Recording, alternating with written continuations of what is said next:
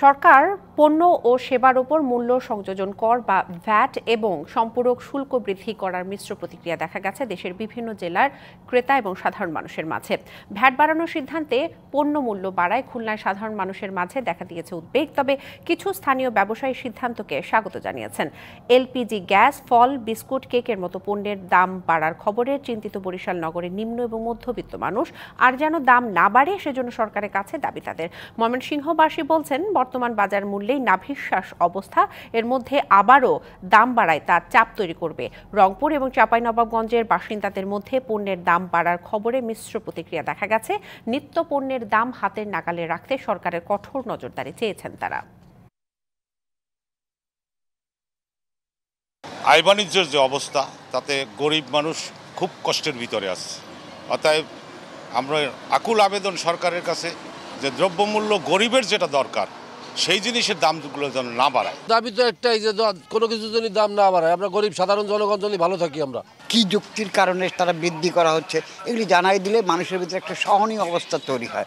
Mobile, tissue, এরকম বিভিন্ন জিনিসের তো এগুলা বাড়ুক, এগুলো নিয়ে আমাদের কোনো সমস্যা নাই।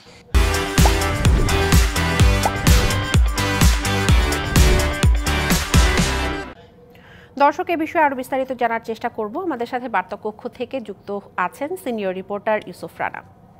ইউসুফ, সরকারের এমন সিদ্ধান্ত জনজীবনে কি প্রভাব ফেলতে পারে এবং পণ্যের দাম বাড়বে কিনা কি মনে হচ্ছে জানাবেন আমাদের।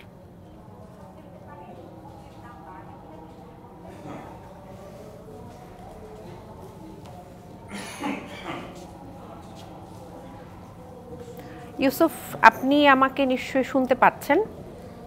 দিশা, আপনি যেমনটি বলছিলেন যে প্রায় শতাধিক পণ্যের ভ্যাট এবং আমদানি শুল্ক বাড়িয়েছে সরকার, এবং এটি অনেক ক্ষেত্রে 5 থেকে 15%, কোথাও কোথাও 7 থেকে 15%, 10 থেকে 15% এবং 5 থেকে 15%। এই যে পরিমাণটা, এটি কিন্তু প্রায় শতাধিক পণ্যের উপর বেড়েছে, এবং এই পণ্যগুলো কিন্তু জনজীবনে মানে মানুষের দৈনন্দিন জীবনের প্রতিটি ক্ষেত্রে কাজে লাগে। যেমন আপনি দেখবেন যে এলপি গ্যাস, এই এলপি গ্যাস কিন্তু রান্নার কাজে ব্যবহার হয়, পণ্য উৎপাদনের কাজে ব্যবহার হয় এবং পণ্য বিক্রির কাজে ব্যবহার হয়, এবং কিচেন টাওয়াল থেকে শুরু করে বৈদ্যুতিক খুঁটি, মোটর গাড়ি এবং ফেসিয়াল টিস্যু পর্যন্ত, মানে যেসব পণ্যগুলো সাধারণ মানুষ তার দৈনন্দিন জীবনে ব্যবহার করে সেই পণ্যগুলোর দাম বাড়ানো হয়েছে, মানে ভ্যাট বাড়ানো হয়েছে এবং পণ্য সেবা বাড়ানো হয়েছে।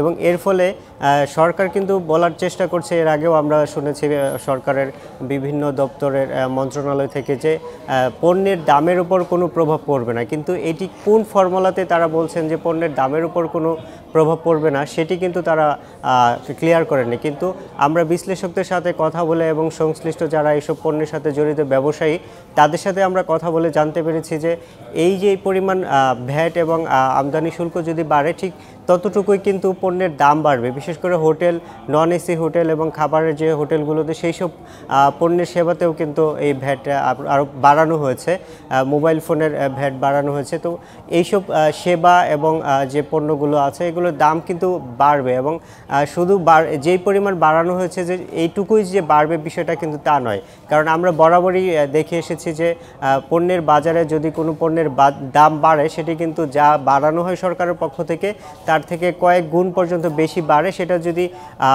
যথাযথভাবে মনিটরিং করা হয় তাহলে কিন্তু নির্ধারিত পরিমাণে বাড়ে, তা না হলে এর থেকে বহুগুণ পর্যন্ত বাড়ার রেকর্ড কিন্তু বাংলাদেশে আছে। এবং জুলাই বিপ্লবের পর এই সরকারের প্রতি মানুষের যে আস্থা বা স্বপ্ন ছিল, সেই স্বপ্ন কিন্তু এখন পর্যন্ত কোনোটাই মানে যথাযথভাবে মানুষের কাছে তারা পৌঁছাতে পারেনি, এবং উল্টো এই বিপ্লবের বা মানুষের যে আশা আকাঙ্ক্ষা সেটার প্রতি তাদের যে অনাস্থা সেটা কিন্তু বাড়লো এই ভ্যাট এবং আমদানিতে সম্পূরক শুল্ক বাড়ানোর ফলে। এবং সাধারণ মানুষ কিন্তু সেটাই বলছে, আমরা প্রতিবেদনেও কিন্তু সেটি দেখেছি। শুধু আমরা এই যে 100 বা শতাধিক পণ্যের ভ্যাট আমদানি শুল্ক বাড়ানো হচ্ছে শুধু তাই নয়, এছাড়াও কিন্তু আমরা এমনিতেও যে বাজারগুলোতে আমরা যে দেখছি গত 2 থেকে 3 সপ্তাহের চিত্র, সেখানে কিন্তু আমরা দেখছি যে চালের দাম বেড়েছে।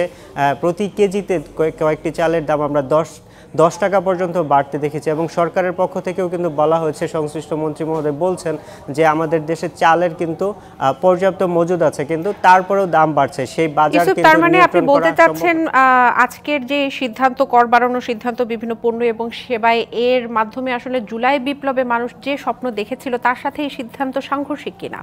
যে অবশ্যই আমি মনে করি সাধারণ মানুষ এবং বিশ্লেষকদের যে বক্তব্য সেটি যদি আমরা ব্যাখ্যা করি তাহলে জুলাই বিপ্লবের যে স্বপ্ন মানুষ দেখেছিল যে মূল্যস্ফীতি কমবে, মানুষের ক্রেতার নাগালের মধ্যে পণ্যের দাম আসবে, সেই স্বপ্ন কিন্তু পূরণ হয়নি। বরং আমরা প্রথম দিকে দেখেছি রাস্তায় চাঁদাবাজি 2-1 মাস হয়তো কমেছিল, কিন্তু তারপরে কিন্তু সেই চাঁদাবাজির পরিমাণ আবার আগের মতো বাড়তে শুরু করেছে। আমরা সম্প্রতি কিন্তু দেখেছি যে চাঁদাবাজি নিয়ে প্রধান উপদেষ্টাও কিন্তু বলেছেন যে তারা চাঁদাবাজি নিয়ন্ত্রণ করতে পারছেন না এবং পরিবহন খাতেও কিন্তু সেই চাঁদার পরিমাণ যে আগের যে চিত্র ছিল জুলাইয়ের আগে সেটি হয়ে গেছে। এবং আরও একটি তথ্য আপনাকে বলে যে শিল্প খাতেও কিন্তু গ্যাসের দাম বিগত সরকার 150% পর্যন্ত বাড়িয়েছিল এবং এখনও শিল্প খাতে কিন্তু আবারও গ্যাসের দাম প্রায় 150% পর্যন্ত বাড়ানোর প্রস্তাব করা হয়েছে এবং ব্যবসায়ীদের সাথে আলোচনা না করে। তো সব পণ্যের ভ্যাট, পণ্য সেবা এবং দাম যদি বাড়তে থাকে তাহলে নিত্য পণ্যের দাম কিভাবে কমবে সেটি কিন্তু একটি বড় প্রশ্নের বিষয়। তো দিশা, আমি জানি না হয়তো সরকার অন্য কোনো ফর্মুলা বা কিছু একটা প্রয়োগ করবে মানুষকে। একটি প্রশ্ন রেখে ইউসুফ আপনি আপনার বক্তব্য শেষ করেছেন, আপনাকে ধন্যবাদ বিস্তারিত জানানোর জন্য।